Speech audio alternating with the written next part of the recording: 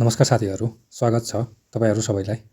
आजको भिडियोमा हामी प्राइम कमर्सियल ब्याङ्क लिमिटेडले सार्वजनिक निष्कासन गर्न लागेको 6.25% प्राइम ब्याङ्क डिबेन्चर 2092 को सम्पूर्ण विवरण बुझ्नेछौँ।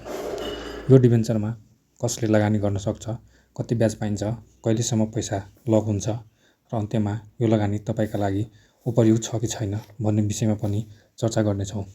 त्यसैले भिडियो अन्तिमसम्म हेर्नुहोस्। सबैभन्दा पहिले डिबेन्चर भनेको बैंक वा कम्पनीले सर्वसाधारणबाट निश्चित अवधिका लागि ऋण लिने माध्यम हो। यसमा तपाईले सेयर जस्तो मूल्य बढ्ने आशा राख्नु पर्दैन। यसको सट्टामा बैंकले प्रत्येक वर्ष निश्चित ब्याज दिन्छ र अवधि सकिएपछि तपाईले लगानी गरेको मूल रकम फिर्ता पाउनुहुन्छ। यसकारण डिबेन्चरलाई सेयरभन्दा कम जोखिम भएको लगानी मानिन्छ। अब यस डिबेन्चरको मुख्य विवरण हेरौँ। डिबेन्चरको नाम 6.25 प्राइम ब्याङ्क डिबेन्चर 2092 हो। ब्याज दर वार्षिक 6.25% रहेको छ। अवधि भनेको 10 वर्ष हुनेछ।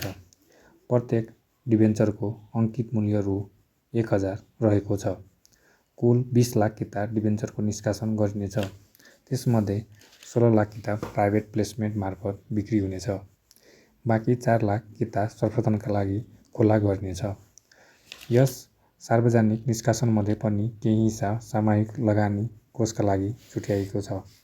न्यूनतम 25 किता अर्थात् रु 25,000 बाट आवेदन दिन सकिनेछ भने अधिकतम सीमा विवरण अनुसार हुनेछ। यस डिबेन्चरको खुल्ने मिति रहेको थियो 2083 साल असार 19 गते रहेको छ। यदि छिटै पूर्ण आवेदन परेमा असार 23 गते बन्द हुनेछ। यदि पूरा आवेदन नपरेमा असार 30 गतेसम्म आवेदन खुला रहनेछ। त्यसैले आवेदन दिन चाहनुहुन्छ भने समयमै आफ्नो डिमान्ड र मेरो सेयर मार्फत आवेदन दिनुहोस्। अब यसको फाइदा र बेफाइदाबारे कुरा गरौँ। फाइदाहरू: वार्षिक 6.25% निश्चित ब्याज प्राप्त हुन्छ। सेयर बजार घटे पनि ब्याजमा असर पर्दैन। अवधि पूरा भएपछि मूल रकम फिर्ता पाइन्छ। स्थिर आम्दानी चाहने लगानीकर्ताका लागि राम्रो विकल्प हुन सक्छ, तर केही जोखिम पनि छन्। पैसा 10 वर्षसम्म लक हुन्छ। सेयर जस्तो धेरै पुँजीगत लाभ हुने सम्भावना कम हुन्छ। बजारमा ब्याज दर बढेमा यस डिबेन्चरको आकर्षण घट्न सक्छ। त्यसैले लगानी गर्नु अघि आफ्नो आर्थिक आवश्यकता र लगानीको उद्देश्य अवश्य विचार गर्नुहोस्।